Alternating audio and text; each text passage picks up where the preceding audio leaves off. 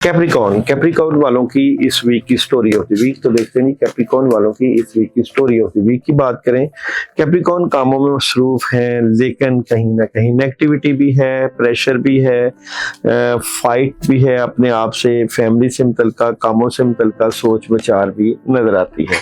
Capricorn वालों की इस वीक की एनर्जी, कैप्रिकॉर्न इस वीक की एनर्जी क्या नजर आती है।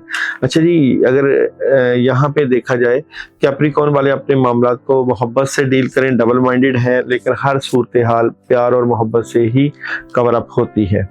जॉब, बिजनेस और कैरियर बातें अपने तक, खुशियाँ और क्लैरिटी।